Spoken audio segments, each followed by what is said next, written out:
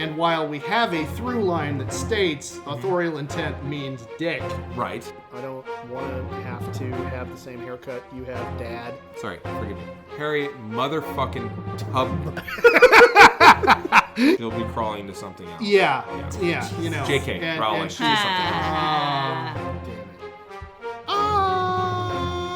So was this before or after the poster and you vomiting all over the couch? For those of you that can't see, Ed's eyes just crossed. That is fucked up. But it's not wrong.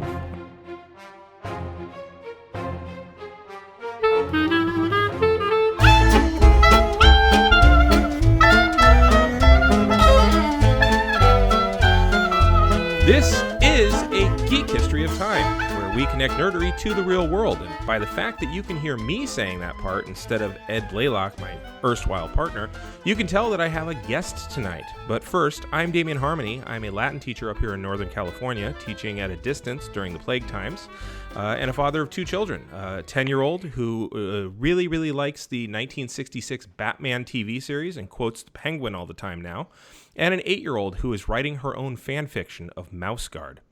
With me on the screen, because we are safe and being good about not getting the plague, is my good friend and comedian, Johnny Taylor. Johnny, how you doing? I'm doing fantastic. Thanks for having me, Damian. Absolutely. So tell us a little bit about yourself for the 12 fans who don't know who you are. All right. I'm Johnny Taylor. I'm a stand-up comedian, currently located in Northern California. Came back here from Los Angeles, where I was for 3 years, and moved back just in time to stay in my house for 7 months. But yeah, I'm a podcast host as well. I host Hipsterocracy with Johnny Taylor, available on the Hard Times Network. Go subscribe, stream, rate, review, all that stuff. And yeah, we've had some great guests and a ton of really big, amazing guests to come. But that's me in a nutshell. That's good Stand-up stuff. comedian. Well, I'm glad you could join us tonight, man. I'm stoked, dude. Do you like horror movies, Johnny? They're one of my favorite things. No shit. So, yeah, I love horror movies. Horror is a huge part of my life. I have two shelves dedicated to all things horror. Oh wow. And yeah, it's if I would say it ranks third maybe in my pop culture loves. Okay, I got to know what numbers 1 and 2 are then. Well, I love comedy. Okay. And then professional wrestling. Right. So everybody can see why he and I are friends now. Yeah. I'm a huge wrestling geek, and I'm consumed by it. I listen to hours and hours of podcasts on wrestling. And, same here. Yeah, I love it, but I love horror too. So nice. Yeah, you even got to interview Eric Bischoff. Yeah, amazing. I'm going to interview him again here in a week, oh, and nice. He was actually interviewing him for my little Instagram show I had. Was the proof of concept that actually got me the contract with the Hard Times. So I owe a lot to Eric Bischoff, as many people probably do, even if they wouldn't admit it. You probably owe just a little less than Billy Kidman would owe to Eric Bischoff. So exactly. So many people owe Eric Bischoff something. A lot of them probably an ass kicking. True. Oh, I was actually talking with somebody about. I was talking with you. We were talking about, because we're both wrestleheads, about how Vince Russo was a harbinger for his entire rise and ascent to power was a harbinger for the rise of the Trump presidency. So it makes so much sense, Yeah. Russo gaining glory through reality TV show, WWF Raw. Yep. And then then getting elevated to the biggest.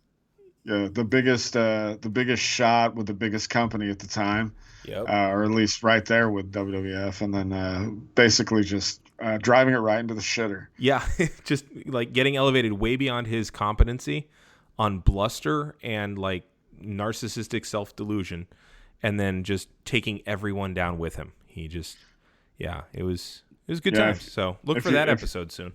Right, if you ever want to. If you ever want to know who Vince Russo's biggest friends were in WCW, all you had to do was look at who had all the screen time. So, He must have loved Shane Douglas. oh yeah, because, and Jeff Jarrett too. yeah. Like, oh god, he pushed him through our eyes. So, well, I actually don't like comedy much, but in the last 4 years, I've watched a lot, or not comedy, sorry, horror. I don't like horror much. I like comedy. Sure, I hate comedy. I really hate comedy. It hates me mostly. It's the audiences that don't like me. So, apparently, people don't like a 4-minute long pun about Caesar and Britney Spears. It's not the business. Listen, you've built an entire following on 4-minute puns, so That's true. I think it's doing you pretty good. That's true. But horror, I never really dug. It was never a genre that I liked, but I dated a gal who liked horror a lot.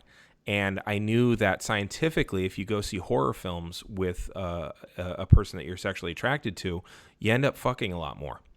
Interesting. So yeah, that's a thing that's true. It gets the adrenal glands going, and you get that fight or flight, or freeze or befriend or flop reflex, and then when it all kind of like resolves, there's that need to be close to someone. So it increases your odds of getting laid by like 2 or 3%. So yeah, my current girlfriend never liked horror until we started dating. Mm-hmm. Now she watches all sorts of horror films all the time, Nice. and we fuck a lot. So See? I think there's something to it. That's science, my friend. That is science. So did you ever see the movie A Quiet Place? Sure did. Nice. So that was a few years back. I saw it too. I saw it in the theater. And today's show is called A Quiet Place for Rural White America. So, that tracks. Yeah. So just off the top, did you like the movie? I hated it. And it was so critically acclaimed Mm-hmm. that here's the thing, Mm-hmm. and this is coming as a professional wrestling fan. Sure. I found the suspending of disbelief mind-numbingly hard in this movie. Okay. And people, it's a couple years old now, so Yeah. I mean, it's not as fresh in my mind as it could be. Mm-hmm. But I just remember the entire time being like, they would have got caught right there. Gotcha. The monsters would have caught him right there. And yet you and I willingly accepted Tugboat as a viable face. Right, exactly. Yeah. My whole thing, how are they farting? That's, you know what I mean? That Are they actually just muffling their farts. that came up tremendously. Right. That came up in so many articles that I read about this movie. That was like top 3 things that people would bring up. Farting was always in the top 3. I mean, what if you cough? You have to cough. Right. Human beings cough hundreds of times a day. They don't even realize. And with COVID, it's like people are like, "Oh my God, he coughed." It's like, Right. yeah, we all literally hundreds of times a day we cough. But yeah, it's like, how are they coughing? Are Or they sneezing? Yeah, right. That's one you can't control. Yeah. You're gonna make noise when you sneeze. That's- You can kind of muffle a cough, and you can muffle a sneeze, but it makes a noise. Yeah. The monsters would have caught them. I guess with farting, like, I don't know if you've ever done this, but like if you spread them really far apart and you get the right angle on it, you can get the wind to go through instead of anything clapping. Yeah, there's nothing like was it Emily Bunton? Was that who is in this? Emily Blunt, yeah. Emily Blunt. Yeah.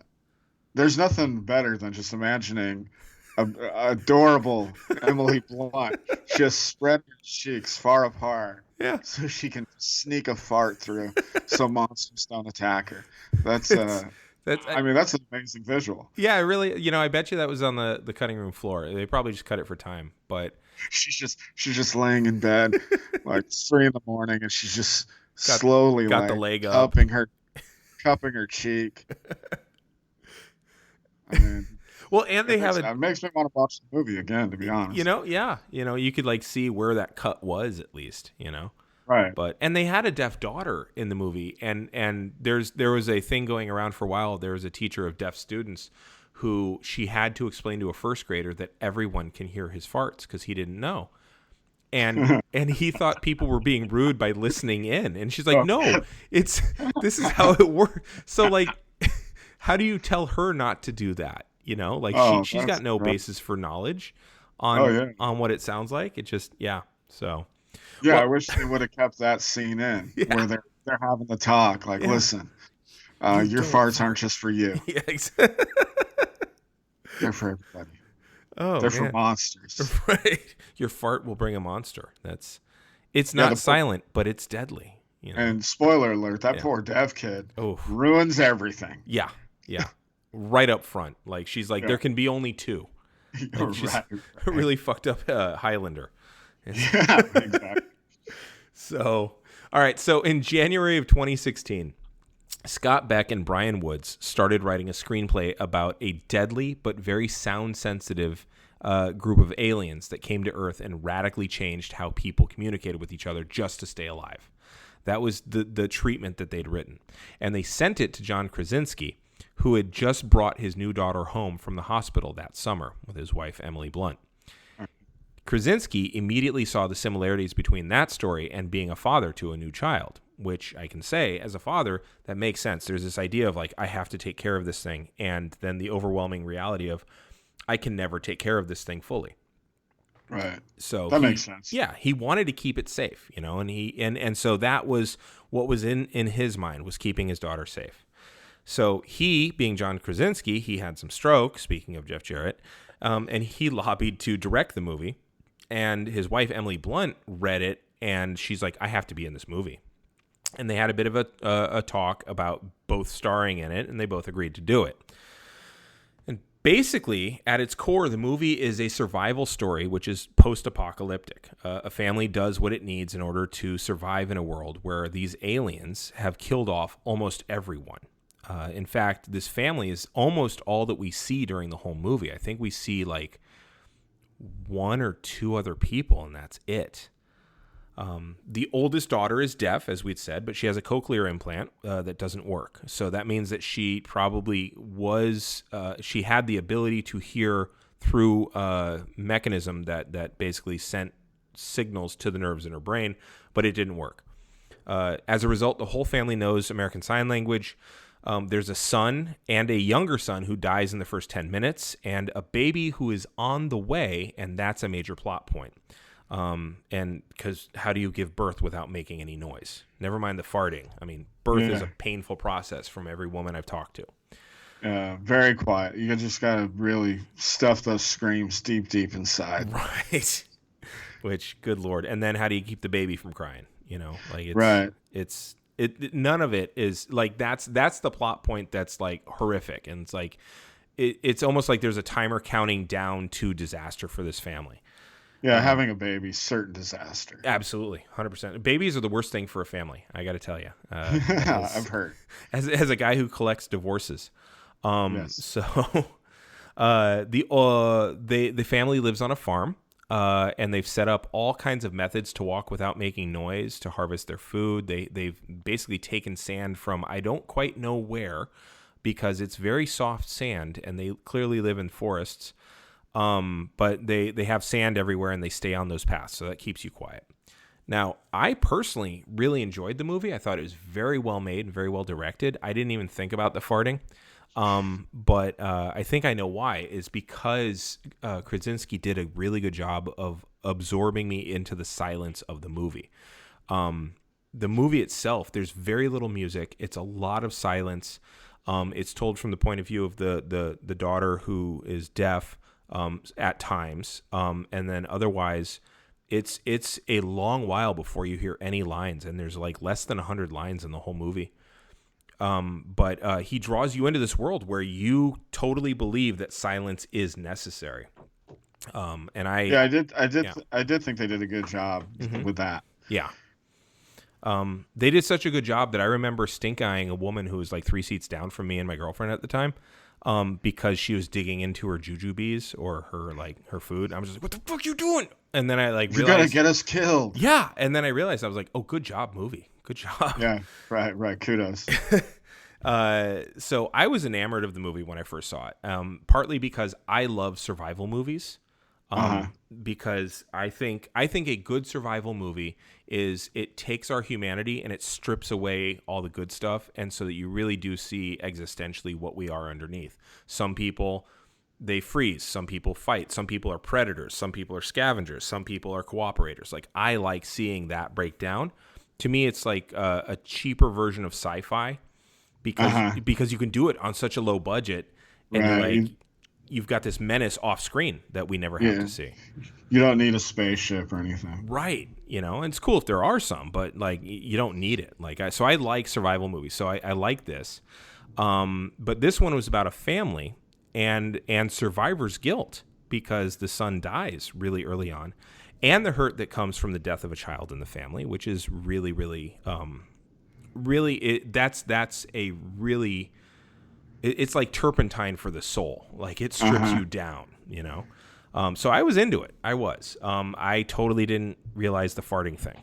I love that farting never came up because it was one of the things. I remember I watched it with my girlfriend, and we watched it at home, and I remember very early on being like, "What if you fart?" Which I think that says more about me. Well, you're a practical man, Johnny. I think I might have farted, and then I was like, that would have got me killed. Yeah, that's a very valid concern. Like now that you've said it out and I've read it a bunch of times, it's like, why didn't I think of that? Because it's not like I think maybe my experience would have been different in the theater. Yeah, where you're trying not to fart anyways. What if it smells? That's true. Although the cushions are big enough that like it can just seep in. It would have absorbed it, but I was definitely worried about I'm generally worried about what if my fart smells. Gotcha. And you can't just walk away. You kind of have to sit in the seat. And then it like seeps up into your scrotum. So right. No, I get that. You don't want your taint dusty with farts for the whole movie. Dusty Taint is gonna be a wrestler in the next 40 years. Yeah, baby. I want Dusty Taint. Yeah. I got a little bit of the vociferous food, baby. Oh man, that's good. So, now what I missed in the first viewing was the context in which the movie was made. And normally that's really hard for me to miss because I'm an historian. Because I actually never really liked horror to begin with. My girlfriend did. And I would go see horror movies with her because that's what you do. And in order to enjoy them, I would have to get some sort of intellectual rub on it. And so that was usually like, oh, okay, this movie was made about this time or it was made at this time. What's going on to make this movie popular? But this one was so good, so well made in terms of the direction of pulling me in that I didn't look at the context at first. In order to get to the context, I think we need to look at John Krasinski a little bit more.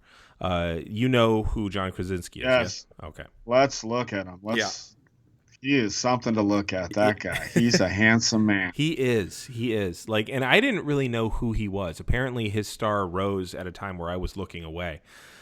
But he was on The Office, and then he finished up on that. I think he finished up on it, and then he went to play the lead in a Michael Bay film called 13 Hours. And a lot of people remember that one. Yeah. Well, it was certain people do because it was specifically about Benghazi. And it was released in January of 2016. Yeah. It was super red meat because there was a section of the population. Luckily, it was nowhere near a majority. Unluckily, that's not how our system works. But they were casting about for an avatar for their hatred of all things Hillary Clinton, and Benghazi became the one. And so then you've got a popular movie that comes out about Benghazi in the election year. Mark Levin, who is a talk show host on Fox News, was thirsty as fuck for it. And he also is a radio show. And he was happy to give it all kinds of publicity on his network. And here's how amazing this movie was. It premiered in AT&T Stadium in Dallas. Wow. Yeah. That's incredible. So is this a box office hit, this 13 Hours? I didn't look into how much money it made, honestly. I wonder. But it's one of those, it's a Michael Bay film, so lots of explosions, lots of action, stuff like that. Yeah. And so I imagine they recouped. But also, usually when movies get made where it involves the military, you actually get the military to help you, and then they get final edit and all kinds of stuff. So there's a lot of savings that you can have there. That's why Top Gun was such a jingoistic hit in 1986. Right. Because the Navy was like, hey, we don't have that many pilots. Can we do something about that? And they were like, oh, yeah, here, Tom Cruise. Yeah. And it's like the Cold War. It's like, oh, yeah, let's Oh yeah. Let's make it happen. Like you literally never saw the bad guys. All you saw was their face mask with a red star at the top. That's all you need, man. Yeah, we didn't even know what kind of bad guys they were. Yeah, if you want to brainwash the public, Yeah. don't let them seem like they have feelings. Exactly. Do not make them people. You cannot be people. Yeah, they need to be TIE fighter pilots, and that's it. Yeah. So, all right. So Krasinski also goes on to star in the Amazon series called Jack Ryan, which is actually currently still on. So if you need to get your John Krasinski fix, that's where you go. So he plays this character named Jack Ryan, who was a character that was created in the 80s by a guy named Tom Clancy. Who wrote all kinds of. It's basically America's 007 in the Cold War, right? That's Right. essentially it. Now, this character has actually lived on past Tom Clancy, who died in 2013, so that's kind of morbid. But this and his estate is totally fine with that, by the way, because it's a cash cow. Oh yeah, I'm sure. I'm sure they're like, keep on doing it, old. We don't mind. We don't know artistic integrity. No need. We like these checks. Keep that money coming in. But it's interesting because this character, Jack Ryan, has always been an analyst who then gets drawn into field work in some way. And he's been Alec Baldwin in Hunt for Red October. He was Harrison Ford in Patriot Games and a few other movies. He was Ben Affleck in Clear and Present Danger. And he was even Chris Pine in a movie called Shadow Recruit that I had to look up because I didn't know existed. Wow. Yeah. Jack Ryan is a character that has been making some money. Yeah. And I saw a statistic, but it was like absurdly obscure. It was like he was like the 74th highest grossing character or something. Like it was an insanely weird number. Nowhere near the top 3 at all. Yeah, I'm sure Rocky's up there and stuff. Oh yeah. So they're just. But Jack Ryan, he's in top 100. That's not bad. Yeah. It's better than what I've written. So. Now Krasinski plays him on a streaming TV show, and it's actually well regarded as a TV series, as an action series. But it's very much our generation's version of 24. Yeah, it seems like that. Yeah, it's a spy show. It's casts the CIA as the protagonist at a time where our role in the world is questionable at best, and our credibility is doubtful at best. And it's a voice for people who want to cheer the competence of our military, to cheer the competence of our intelligence services and our federal government's direction of both of those things. Which, how in any realistic world can we cheer that? But there it is. John Krasinski's taken some very MAGA roles. Yeah, he has. He really has. For what I believe is a left-leaning liberal. Yeah, well, and that's it's. I kind of get into that a little bit about him a little bit further down here, but it is kind of. It's almost like he is those liberals who want the plausible deniability. Right. So yeah, I'm not sure, but I know that he's the star of this rah CIA kind of thing, and he did an interview with Fox News, and again, look where he keeps going. In 2018, and he was jubilant about getting to spend all this time with CIA personnel and do research for his role. And he keeps coming back to the claim that he cares more about the fact that he's depicting people who work in the CIA than he's depicting a CIA agent. Like he's like, this is about people. And here's a quote he said. He says, "I'll always respect the people who put their lives on the line for people like me whom they've never met."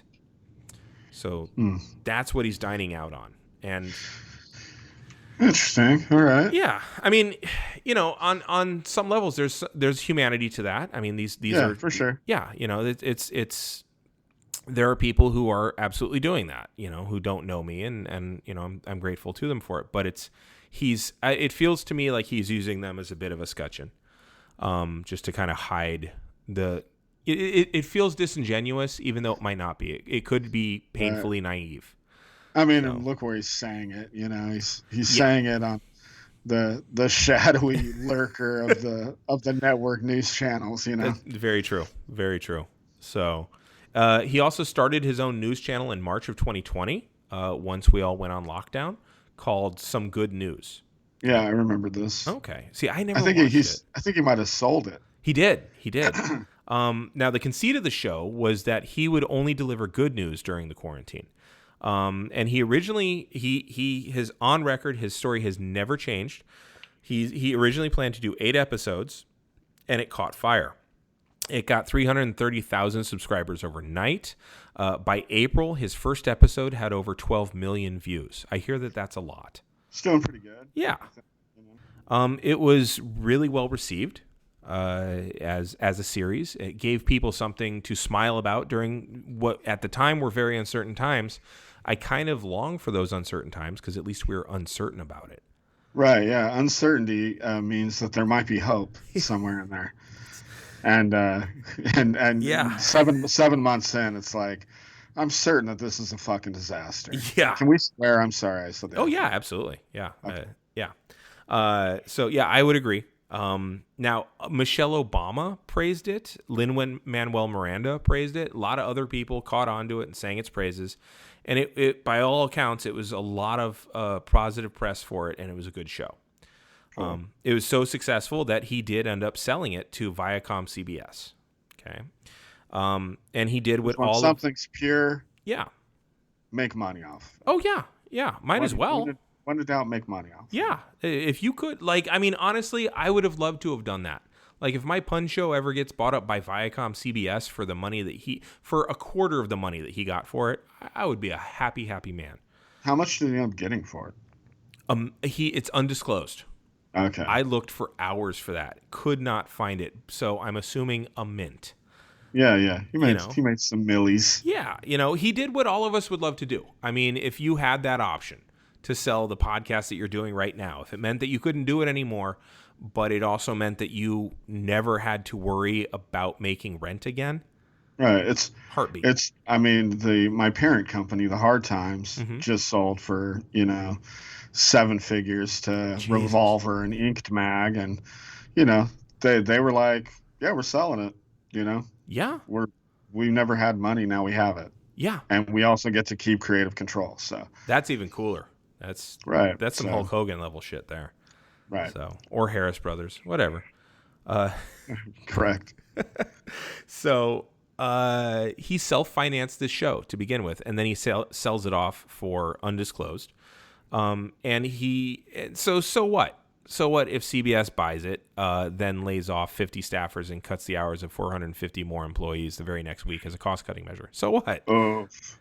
Yeah, that's not the best look. Yeah, but he didn't have any control over that, right? And so what if Viacom CBS is going to take what was offered for free to the masses and then potentially put it behind a paywall while doing the aforementioned thing to its employees? So what? That's not him.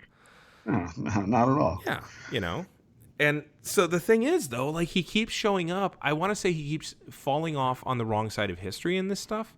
Right. And he keeps showing up in things that seem to be coded going one specific direction. Rich people hurting their workers and jingoistic movies. There's a large overlap of those. Yeah. It's almost like you're like, oh, maybe that's just an accident. Right. Maybe he's just happens to land on the wrong side of things. Yeah. Over and over and over again. Yeah. He's the unluckiest, amazingly rich white guy with a beautiful wife I've ever heard of. Exactly. And I guess more power to him. I mean, he's getting more money, so literally more power to him. But yeah. So his responses to that have been somewhat wooden as well. Of course, he's allowed to be focused just on the work and to do the best job to be the characters that he's hired to play. We've had this discussion about comedians on the scene. There are some of us who say that it doesn't matter what you say as long as it gets laughs. That matters. That's all that matters. That's the gold standard. And other people are like, no, how about you don't be a dick and you make people laugh? Have some artistry into it. And then there's other people who are like, hack. You can make a living being a hack. And there's a lot of places where people, I think, can hide mentally about this kind of thing. But at the same time, who am I to tell someone not to go feed their family this way? Right. At the very least, try to have some balance. You know what I mean? Yeah. I get it. It's like, okay, we all have things in our act that might be a cheap laugh. Yeah. But balance it out with some stuff that's thoughtful, some stuff that, has a voice worth hearing. Right. Something, You know, you know. elevates those that can't elevate themselves for whatever reason. Yeah, You know, or at least doesn't stomp them in the groin, right. you know. And again, like I've gone through my own evolution on this thinking, and I hope I continue to evolve on it. But yeah, it just, I don't know. Someone saying that I'm just here for the work, it does feel cop-outy to me. Totally. It's really easy to say. I mean, Yeah, yeah, that's the path of least resistance as far as answering a question like that. You know, where it's just like, hey, yeah, man, I'm just focusing on the work. yeah, yeah. And it's interesting too because like you have seen that shift happen in sports too, where our athletes are in many ways kind of like now they're being baited into answering questions and they're like being confrontational. I'm like, no, fuck it, I actually do think this, you know, and Right. so it's been kind of interesting to see that evolution as well. There was a comic I heard a couple years back, and they said, you know, what's something that you've noticed has reversed in your lifetime? And he says, oh, it used to be the nerds were the ones who were right, and the jocks were assholes. Right. And he's like, now the jocks are standing up for social justice, and the nerds are grabbing tiki torches and screaming. Yeah. Wild. Isn't Yeah, that weird? yeah, it's You know, fuck. Like, I used to say if you watch Revenge of the Nerds, oh it's one of those things where it's like, man, you know, the nerds have always been creeps. yeah, You know, at least the jocks weren't raping anybody yeah, no in the shit. movies. You know what I Yeah, mean? they had It's, consent. yeah. Like, At least the girls wanted them, and they didn't yeah, have to. You know, and that's why we hated them, you know. And it's like, right. We hated them because they were attracted to the opposite sex. Like that is so like caveman oh yeah. fucking incel bullshit. So he keeps finding himself here, right? And he's continuing to, after The Office, show up in the same theme over and over again. And his defense of those very movies, those very roles that he does, ranges from very valid claims of some sort of artistic integrity, claiming that he never thought that there was any inherent conservatism to his roles in his projects, which is possible that someone could stay that naive. And I say this because I remember Julia Roberts didn't understand what Twitter was. And I think that wherever you were in life when you made it big, you are frozen in your development on some levels. It's arrested development. Yeah, political arrested development. It could be technological arrested development. But then again, there's people all over the place who are like standing up and they're like, no, I actually, you know, this is odious and I think it's terrible. So I don't know. It's possible though. I'll try to be fair. He's also said, quote, when people look for something that they want to see, I can't stop them from a subjective belief in something. Which I tried to trace that quote back, and I couldn't tell if he was responding to, do you think conservatives are jerking off to your movies too much? Or do you think liberals are getting too triggered? I couldn't find what he was saying. Or was he saying something about critics, like taking his movies to task for conservative coding? Like, I couldn't figure it out, and he left it, like he never clarified it further. Yeah, I just wish maybe he'd be honest about it. Yeah. Which the honest answer is probably like, listen, I think it's fun to fucking play make believe and be a badass hero. Yeah. And like, I think it's fun. I love G.I. Joe. Like, Right. you know, like I wish he could have just been like, you know, there's no secret coding other than I think these characters are fun and I don't get to live this out in my real life. That would be a step. And like, if people press him, he'd be like, look, I don't care about politics. And if I got my wish, he would also say, because I'm rich enough that I don't have to. Right. At least he would be being genuine about Yeah. it. Or he could say, like, listen, I do care about politics and my political beliefs are separate from the artistic roles that I take. Absolutely. You know, and the artistic roles that I take because I think they're fun. Yeah. Oh, that'd be great. You know, and Henry Fonda and Jimmy Stewart were famous for being on opposite sides of the aisle back when the aisle cut through like decency, at least. Right. And they got into a fist fight one night, and then they agreed to never talk politics again. And I don't remember who was on what side. The part of me that loves Harvey wishes that Jimmy Stewart was the liberal there, but I don't know. Right. But it's just interesting to look at the movies they played in and to like be like, oh my God, one of them had totally opposite views of the other. Of course, they both thought that the poor should be taken care of. They just disagreed as to how, not, Right. Yeah. So it's different now. Yeah, it changed. Yeah. But That line got real hard in the middle. yeah. So I don't know what the truth is to what he says. I do know that I try to take people at their words, but I also think that if you look at his movies, it can be pretty revealing as well. So we have an almost motto on our show, Ed and I do, and it's this: authorial intent doesn't mean dick. Because the artist will absolutely have one thing in mind, and it turns out the thing they produced was 100% a product of the times that they lived in. Wow. And we did it with J.R.R. Tolkien. He's like, I'm not writing an allegory to World War I. And you read Lord of the Rings, you're like, you totally wrote an allegory about World War I. Like, it just happened. It just did. Like Conan the Barbarian, it was not a Reagan wet dream, but it totally was a Reagan wet dream because that's when the movie got made. So in a way that brings us to, Jack. Mm-hmm. What is his name? Jack Ryan. Yeah. This character who, in a time when we have no clear path as far as the government goes. Yep. No, let's take it back. We're still badass. We fight hard. We're the smartest. Right. We're the strongest. Yeah. We're the most technologically advanced. Yeah. And somewhere, there's people with MAGA hats coming. Yes. Exactly. I mean, that's exactly it. So, and he's got to know that. Mm-hmm. And if he doesn't, like, just wow. Like, I would love to have the ability to be that naive. He's not that dumb. No, he can't. I refuse to believe he's that dumb. Okay.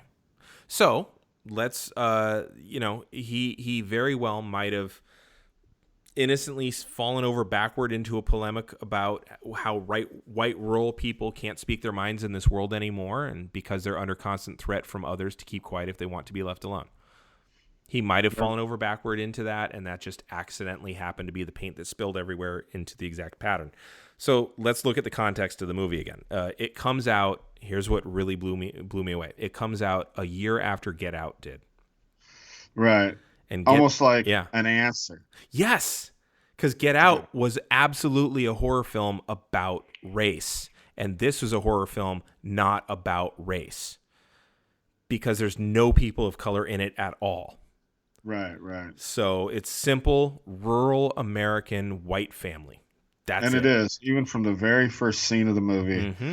where the little deaf kid is walking around and it's like a general store. Yeah. Yeah. And by the way, that city it's a city and it's dangerous. Right. So it's and so this movie, there's nothing overt in it, but it is kind of an interesting thematic, like nothing purposeful, I'll put it that way, but it is an interesting thematic response within the same genre. Get Out had subtle and amazing symbolism in it. If you look at the color palette of white people's clothing, contrasted with the very few black people who were in it, the white people were always wearing reds and whites. The black people were wearing blue. So it's an American flag, and it's a fractured American dream. His girlfriend, the white gal who brought him home, she separated her cereal from her milk. So the white milk stayed pure and the colored cereal was in its own bowl. Oh, wow. Yeah. The fact that the protagonist literally stuffs cotton in his ears so that he doesn't get hypnotized again, using the same thing that was the impetus for brutalizing black people in America for 300 years. Cotton becomes his salvation. Like, what an inversion that is. Like, wow. That's some seriously good symbolism, And that's just the more overt stuff that I caught on the first view. And then, like, a couple combs through, I was like, holy shit, this movie is deep. It's a very rich movie about agency, about losing identity, and about fitting in. And the horror just becomes the vehicle for it. That's Get Out. And like you said, A Quiet Place is almost an answer to it. You've got a rural family living a solitary life, forced to keep quiet in order to survive because of the dark-skinned, physically imposing, and threatening aliens who will respond to the slightest noise by brutally abducting them, which is shown within the first few minutes of the film when the youngest son's inability to control his joy at playing with a space shuttle toy makes noise, gets him killed. Yeah. Wow. So, yeah. The family itself can communicate silently because their eldest daughter herself is deaf. The father is clearly the leader of the family, too. So it's a very patriarchal movie. Yeah, yeah. Like, definitely, like, aged gender roles. Exactly. You know, the typical conservative American household. Yeah. And the mother's a very capable partner, but clearly dad is leading. Now, they've figured out how to diminish or eliminate virtually all noise from the goings-on of their farm. Maybe they have fart pillows. I don't know. Fart pillows. Something. It really would have been a lot funnier, though, if they're walking around with, like couch cushions strapped to their ass. Yeah, yeah. It's like, you can't go out without that. You know, it's like hanging up by the door. That's the play. Yeah. The play is like, we need fart pillows. Yeah. Find the upholstery store. The abandoned upholstery store. Or maybe they just bought a whole lot of tampons and just crammed them. Stuck them right up their ass. You know? So I think that can work. I don't know. But they've come up with all these different systems that work both for the hearing members of the family and for their deaf daughter. He himself is very smart. He uses electronics. He farms. He catches fish. And he has built, and evidently silently built, a birthing chamber that's virtually soundproof. And he works very hard to take care of his family, and they appreciate his efforts by and large. For sure. It's also a survivalist movie, which we have to admit is a very white people genre. True. Like, the only survival movie I can think of that's not a white people drama there's two of them that come to mind. One is The Deadliest Game. Or is it called just Deadly Game? It's the one with Ice-T and Rutger Hauer. Oh, yeah, Deadly Game. Deadly Game. And then the other one is Bird Box.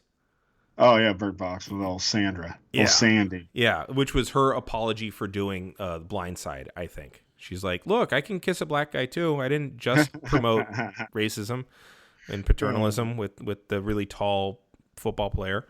Yeah. But again, I love these kinds of movies. So that absolutely is true. White people love these kinds of movies. But I love it because of a different reason than I think a lot of people are digging this. I like to see, like I said, what people do when they're faced with existential terror and what happens to their humanity, what happens to their community, what happens to their ability to adapt. I love shit like that. But this family, it's not about that. It's about how the family saves them. And the family in the movie is very white and very nuclear. It's not a multi-generational family either. It's mom and dad and kids. Yeah, right. And it's baby boomer kids too. It's you're gonna have 3. You know, that's baby boom shit there. So. Yeah, that's it's interesting. It's interesting to think of what was the screenwriter's true intent. Mm-hmm. Did this just happen, or was it purposeful? Right. And I like to think that, well, I like to, again, take people on their words. So he's making a family survival film about protecting your children, but the codes that he uses for it are all white nuclear family type stuff. Like Ed is very fond of saying, like, and then you step back and notice the actual pattern in the wallpaper on the walls, and that pattern has always been there, but you just noticed it. Right. And so you've got a dad who's in charge, you've got a mom who's pregnant, and the kids do what he says for the most part. And by the way, everybody's pretty much barefoot, so she's literally pregnant and barefoot. Yeah. And there are several gaping emotional wounds between all of them. He's not a flawless dad. It's not like Father Knows Best meets the apocalypse, which that sounds interesting too. Yeah. But Leave It to Beaver. Yeah. It's, the apocalypse. Ooh, that would be, yeah. Like, where do they hunt down Wally? Does Eddie Haskell become like a warlord? You know? We can all be helped. So he's not a flawless dad. He's a clearly very caring man. He's tender, but at the end of the day, he does what he does for the safety of his family. In fact, if you even look at like the way that he uses sign language, it's very curt and abrupt because survival matters. This is urgent. Gotta do it. You know, whereas other people have slightly different styles. The mother's is a little bit more flowy because she's trying to keep beauty in the world. She doesn't care just about survival. She wants the kids to know about life and to live. She's teaching them Shakespeare. Like there's a background in the background is very well decorated, but there's a board where they're clearly going over scansion and what iambic pentameter is. Interesting. Yeah, which itself is about the sound of words, which I got a kick out of. And I don't remember what the quote was up there, but I bet you it's about something having to do with what kind of people we really are or something. Of course, that's most Shakespeare quotes worth quoting, but at the end of the day, it's a very frontier, wasp-oriented fantasy with a vague enemy out in the woods, like Native Americans. Right. So, and I can't not address the monastic tie-ins for this movie too, by the way. So in many ways, they're living on a monastery. They're living on a self-sustained farm. Their last name is Abbott. So the dad is the head abbot. Oh, interesting. It's very Catholic vibe there, especially since a lot of monasteries take a vow of silence. Oh, interesting. Which gets them closer to God, and then they can further foster an insular community, and they also tend to walk around barefoot. So just kind of cool things that they're playing with here too, but it does seem to all aim toward like, the nuclear white family. So the dad is the main character, and he's also, like I said, technology proficient, which reminds me a great deal of the ham radio community and the home electronics solder soldiers, who are a small subculture of white people who tend to be distrustful of outsiders. They tend to hole up in isolation due to that distrust. Yeah, I mean, that's the whole, I think that's the whole, where tinfoil hat kind of comes from, where you're like, let me get my radio transmitter, Yeah, and there is that community. And I thought the same thing. And I mean, when you say he's technically proficient, he's not technically, he's like a hacker type where he's like, I'm going to go radio scanners and I'm going to create I'm working on this earpiece for my kid, trying to make it work better. Like he's definitely like do-it-yourself science guy. Yeah, that's a good point. I mean, he's achieved a lot of, like, he's very good at a lot of things. He's a real Renaissance man. Yeah. He's like, I fish well, I fucking, all silently. Right. How do you fish? Like, well, and then he's the one that discovered that if there's another louder noise nearby, you can actually make noise and stuff like that. Yeah. You have that whole scene, and we actually get lyrics. We actually get dialogue, Oh, it'd be funny if, like, his son's first words were like, all right, here's some Too Short. Yeah, he's all woke up quick, had about noon. That's his first words. The whole thing is, as we talk, and I've known this about you for a long time, but you're not a person that can just casually enjoy something. You are not wrong. Yeah, you're definitely like, I could get stoned and just like throw something on and be like, cool, digest it, go to sleep, wake up the next day and be like, that movie's pretty badass. But you're like, I saw that they were discussing Shakespeare on the I was like, I would have never in a million years noticed that. Well, I'm the guy that's just all like, how do they fart? Right. And yet, which question blows open the whole movie? Right, so to speak. So yeah, I'm over here intellectualizing about how they made the little cone traps for fish, so that they could fish at a distance.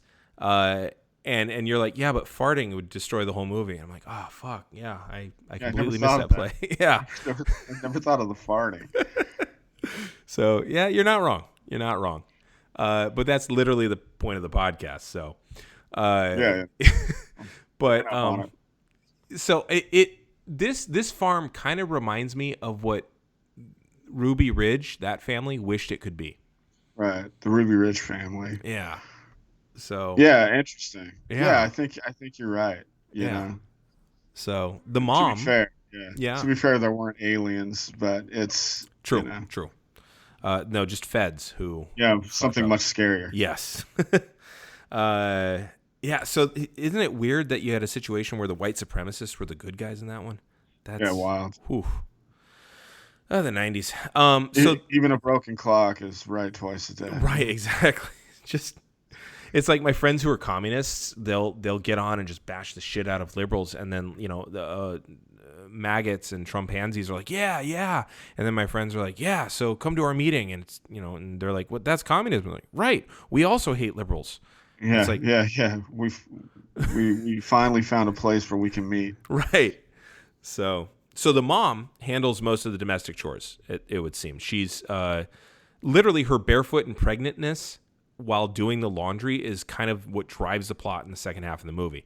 She's close to full term, so labor is expected any day now. And while the dad is out getting food, having taken his son with him, which mimics the sexual politics of a Battleship board game box from the 1960s. Right. And also it's very, Andy Griffith. You kind of expect them to whistle, except they can't. Yeah, can't whistle. But she's doing the laundry while her daughter is off doing whatever teenagers do. It's so much like a 1950s sitcom almost, or family drama.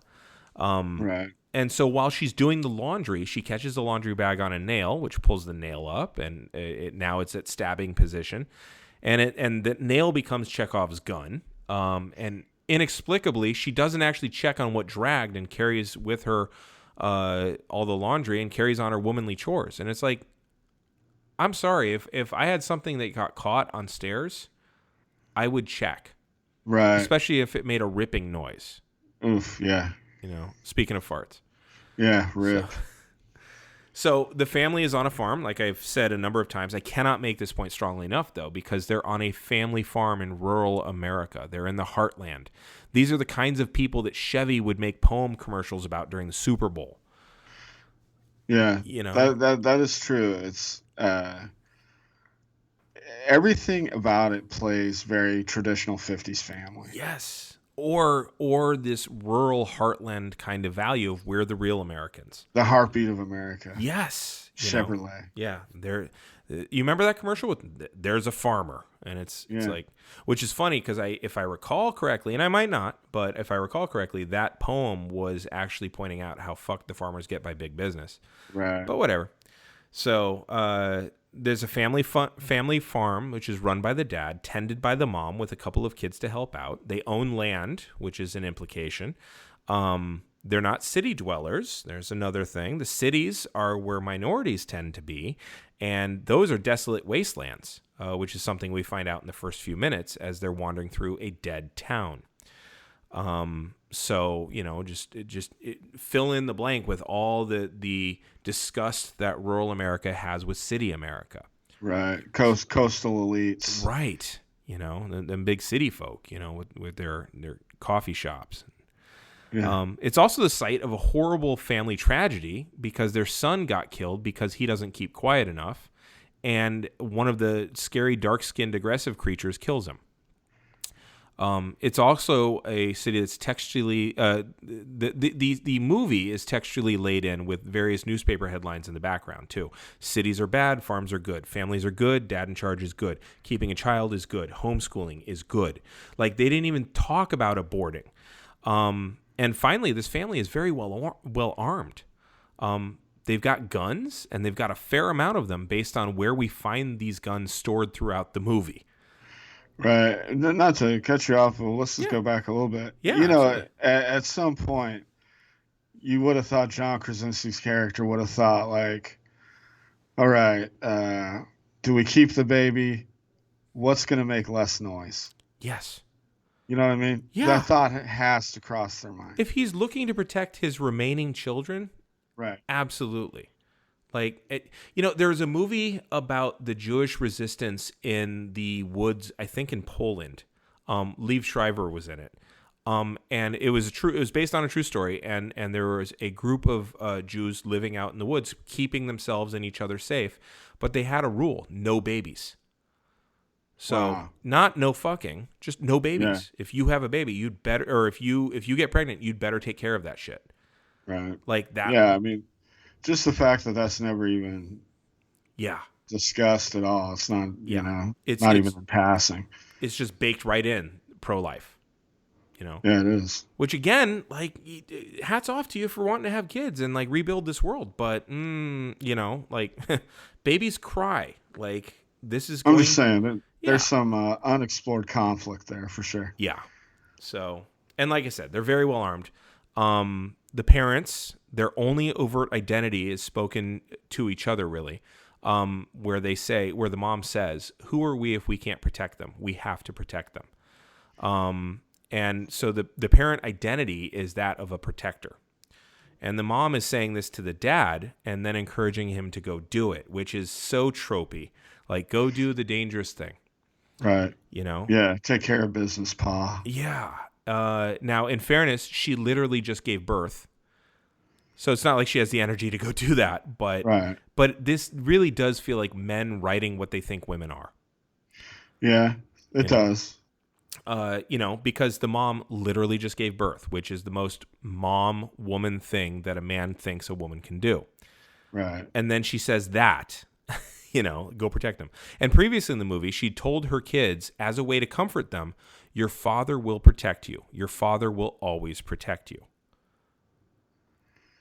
And is that true? Well, no. Like, I mean, ultimately, I suppose so. But, beat by beat, no, No. And that protection, by the way, is done ultimately with guns, to the point where at the very, very end, the mom is cocking and loading the shotgun like a badass who's had enough. Yeah. Terminator 2 shit. Yes. I mean, straight up Linda Hamilton, she racks the gun. And so it's also pro-gun. Yes, very. So pro-family, I was kind of surprised there wasn't a Bible upon the, second or third time I watched it. Right. Or some sort of like, she's going to quote the Bible about a man's job or something like that. Like, that wasn't there. And I was like, okay.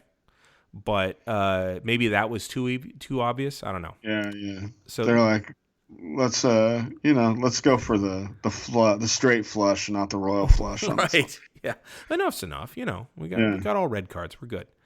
And yeah, naturally, all of those things would have to happen in such a world, right? You would need to protect your family. You would need to husband weapons. You would need to find a way to grow food and all that.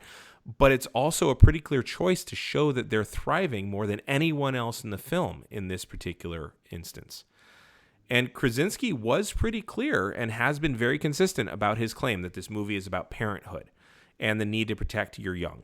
He talks about it in interviews repeatedly. He makes plenty of sense with it. He just had his second child with Emily Blunt, so that would definitely be weighing on his mind.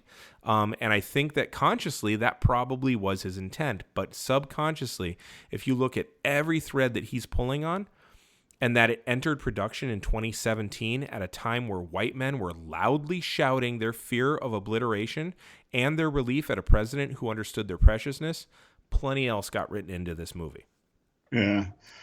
As I watched it the first time around, Mm-hmm. I remember thinking like, wow, this seems like a fantasy movie. It's almost like a fantasy movie of where like the family is like, wouldn't it be cool if we were just taking care of ourselves? We didn't have to worry about gays and race and libertarian frontier fantasy. Right. Yeah, that's why people moved to Kentucky from Vermont in the 1820s. Right, or why racist Californians are like, I really am thinking of moving to Boise. Yeah, yes, or state of Jefferson. Right. So, yeah. Now, the main characters have to remain silent, or, as I've said a number of times, the dark-skinned, overpowering, dangerous, hyper-reactive creatures will kill them. Right. In August, like every bad stereotype. Oh, yeah. Like, I'm a little surprised that, like, if you played music, they'd start dancing didn't pop in. Right. Right. One of them's carrying a boombox. It's like, oh, what's going on here? They've got like the red bandana type. Is this breaking? What's going on? Oh, and then Ozone falls down the stairs again.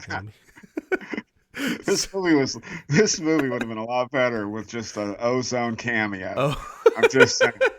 Yes, it would have. Every movie would be better with Ozone. That's true. My personal That's opinion. very. I think we need to crowdsource that. That's for sure. That's the thing. Put that needs to happen. Ozone in every movie. Yes. He's all exhausted. He's like, please stop, please. I'm very tired.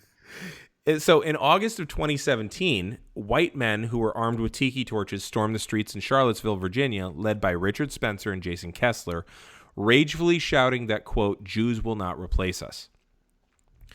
They whipped themselves up into such a false narrative based on fear that it quickly turned into rage because the city voted to remove a hastily and shittily made statue of Robert E. Lee that went up in 1924 as a response to a growing movement in the 1920s for equal rights for black people.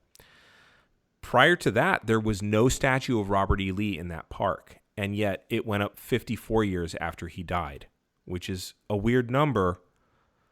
Anyway, I bring this up because those young men felt murderous rage enough that at the fact that a statue was going to be removed, legally, I might add, that they shouted their rage while marching, intimidating and attacking counter-protesters up to and including the murder of Heather Heyer. Right. I bring this up specifically because the old man in the woods that the father and the son run into, he is alone, he is afraid, and he is angry. And he sees two people who have a relationship with each other, a father and a son, and that's the last fucking straw for him. He doesn't sing out in joy, and he doesn't in order to commit suicide, because he shouts out. His last words to the world aren't some beautiful poem. They're not Carpenter's lyrics. They're not even the name of his beloved wife. His last words are a rage-filled howl, and that's what he shouts out. Yeah. Interesting. Yeah. So all the characters in the movie are white. They are the super majority. And yet they're terrified of the consequences of what they say. Because what they say can get them killed. And this is absolutely, even without meaning to, lining up perfectly with plenty of people who bemoan the fact that PC culture has made it so that you can't say whatever you want to anymore. Yeah, I can't. Yeah. We can't even fart. Right? Oh my God, there's your metaphor. Yeah, we Jesus. can't even fart without the Right. left trying to take us down. Oh, wow. Yeah. Used to be you could just let out whatever methane you wanted. Yeah, back in my day, you could just fart as you're walking to the country store. You could fart in the white section of the bus. Yeah. So, now, again, this doesn't have to be purposeful for it to be true. The movie still is carrying that water. And Right. the birth of a child, and a boy at that, by the way, has to be stifled because, again, noise means death. So they didn't terminate the pregnancy, but instead they chose to keep the baby. Cool. That's part of being pro-choice too, but you could do a little math there. But they have to keep that desire quiet too. Can't even celebrate the birth of a good white boy. Yeah. We got to keep it indoors. Mm-hmm. You know, We don't know who's going to be judging us outside. exactly. Like, and if we let out the wrong celebration cry, then we're done. We're all going to get killed. We're gonna get canceled. Yeah, it's cancel culture is upon us. So when the dad, trying to save his children, who are now being kept safe in the family truck, cue up the Chevy commercial, he kills himself too. He screams out to distract the monster from them. He doesn't say their names. He doesn't say, I love you. He does before that. He signs to his daughter, I love you, I have always loved you, which is a really sweet moment. Yeah, that's hard for me as a dad. But he doesn't say their names. He doesn't shout out his love for them. He doesn't sing a line from Harvest Moon, which was the only song we hear in the entire movie. You're right. I cannot casually enjoy anything. Right. He screams out in dire pain and sadness, and with some anger involved. And then, giving voice to his anger, he is killed by the object of all their fear and the reason for their forced silence. There you go. Yeah. A martyr. Yes. Because he dared to speak out, right? By finally letting his voice be heard, by finally shouting out and enacting his rights as a father and a man to be heard in this world, he was able to rescue his children from the predations of these dark, imposing creatures.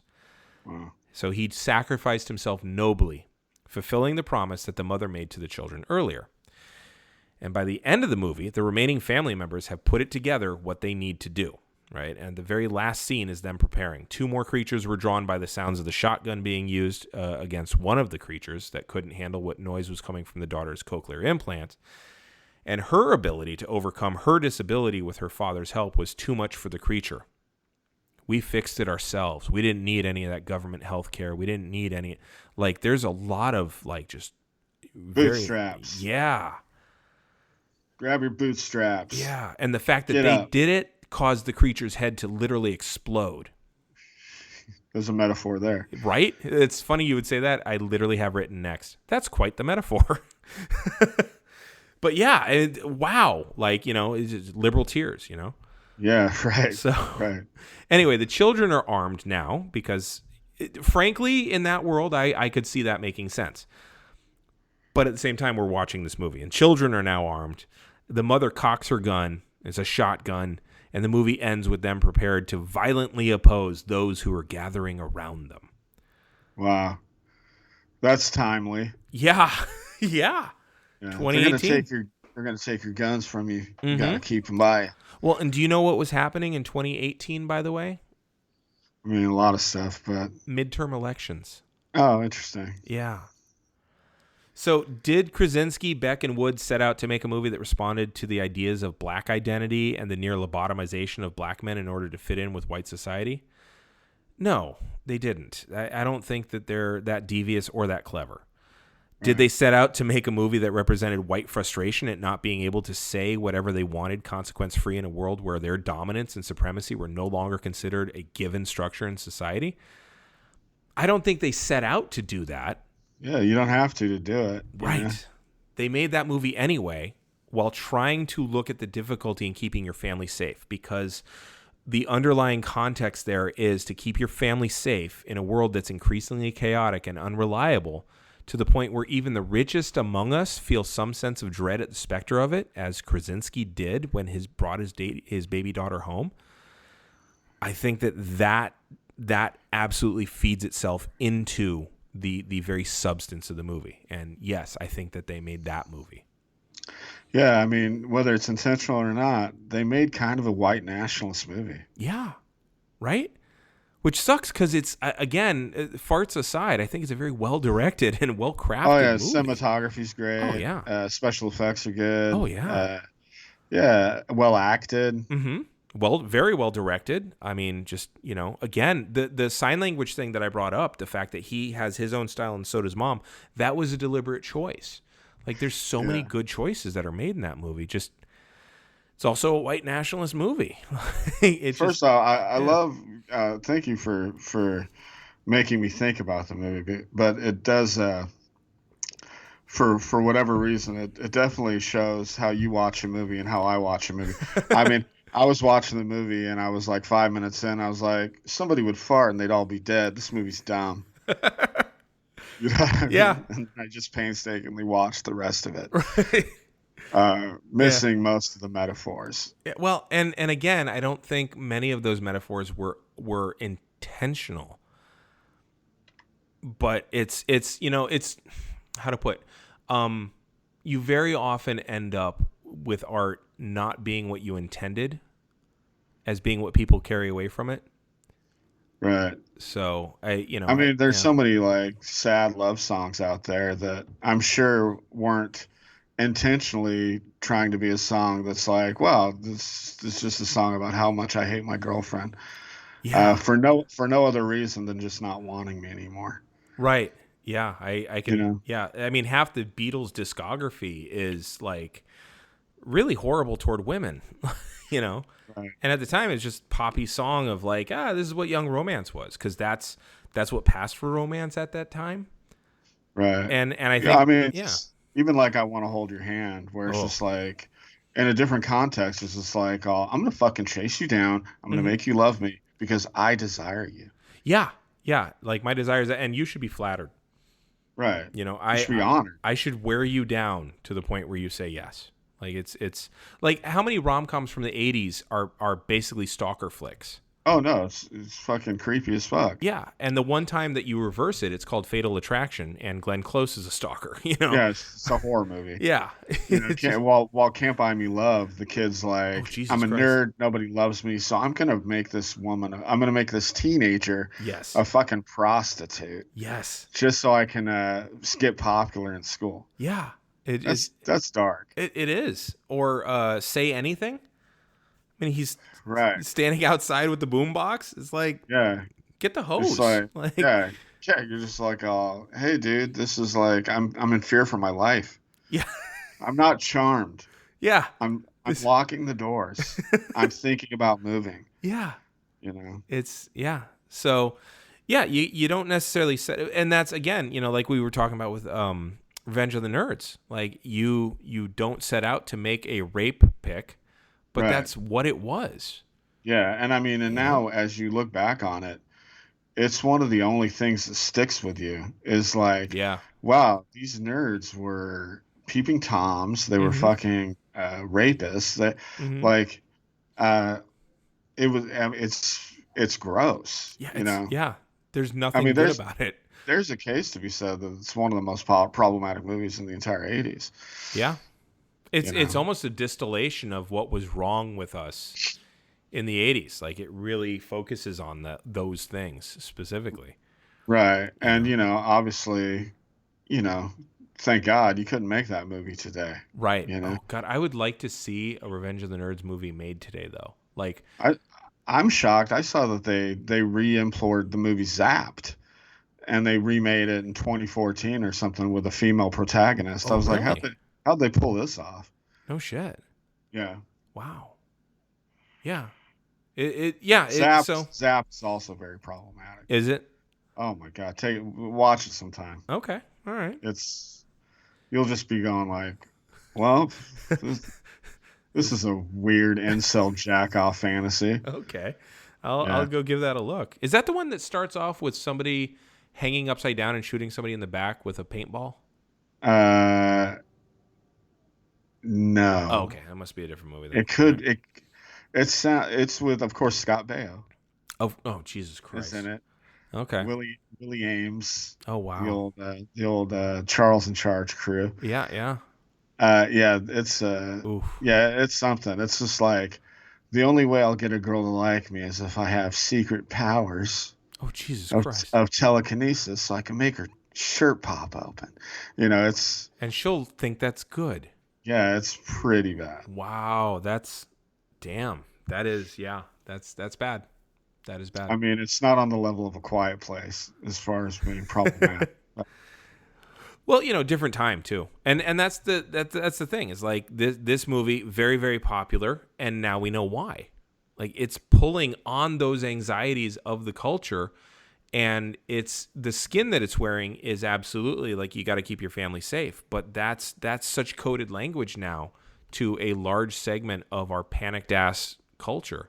Right. And That and of yeah, course there's going to be MAGA hat people that, are watching it cheering. yep, But even worse is that there's the liberal types and the progressive types among us that are watching that and loving it, yep, not even knowing what it's saying. yes, But there's something inherent in them that's like, yeah, oh we yeah, can't. yeah. It Uh, absolutely tickles that part of me that's a dad of, right. like, Jesus Christ, this is terrible stuff. But then it's like, oh, let's zoom back a little. What? Yeah, yeah. And at How's the this end, being like, used? tricked you. Yeah. And that's why you need to, like, have a lot of guns. It's like, wait a minute. Wait. Yeah. Right. So Right. cool. Yeah. So normally I ask Ed, or he asks me, what you got from this? What did you glean? But we've pretty much been talking about that this whole go. So Yeah, yeah. I mean, I would say more than anything, it's just that I need to pay more attention during movies. Uh, I'm the kind of person that just will digest something very quickly. mhm. I mean, I look at music and like lyrics of music a lot. Uh-huh. That's where I get my deep dive on Okay. stuff. Um, and sometimes with movies, but I got to be honest, without doing this podcast, I probably wouldn't have noticed the sheer amount of hidden in plain sight Mm-hmm. right-wing symbolism Yeah. in the movie. And I'm not sure. I mean, they might want to listen to this. They might not even know how much there is. Oh yeah, yeah. The So people that wrote it. yeah. Krasinski, the pig. I'll Well, never you look at you him could the same way. you could reach out to him and ask him to give this a listen. That'd be Yeah, I'll hit helpful. him up on Twitter. Be Sweet. like, "Yo, dude, we really rake you over the coals for your secret right wing agenda." Yeah. Your polemic movie about black people. Yeah, So he's like, "Wait, what?" I'm like, "Yeah, oh yeah, you heard us. You heard well, us, John." I wouldn't mind the I would not mind Here's some the bad news. the publicity. God damn it. Here's some bad news. You're a racist. Don't worry, good news. There's still a lot of people that like you for that. So Good news. Good news. You're still rich. yeah. So well, cool. Hey Johnny, where can people find you on the social medias? Oh, I'm at Hipsterocracy on all the things. Hipsterocracy on Twitter, Instagram, TikTok, which I don't use that much. But more than anything, go listen to my podcast, Hipsterocracy, wherever podcasts are streamed. Cool. They're on all of them. Just now got on Spotify. Took a minute. I don't know why. But yeah, we're on episode 3. Episode 4 is out next week. And yeah, listen, rate, review, subscribe. And it was fun. Thanks, Damian. Cool. No, absolutely. Glad to have you, man. So everyone, you know where to find me, at Duh Harmony on all the things. And you can find us at Geek History Time. And you can also argue with Ed for not being here at EH Blaylock. But mostly check out at Hipsterocracy, because that's where you're going to get a lot of your shit. So yeah. So, hey, Johnny, thank you so much for A Geek History of Time. I'm Damian Harmony. I'm Johnny Taylor. All right. And until next time, what does Ed say? Keep rolling 20s? Yeah. That works. Man. Yeah. Keep rolling 20s, man. There you go. All right. Dubs. Thanks, bud. Thanks.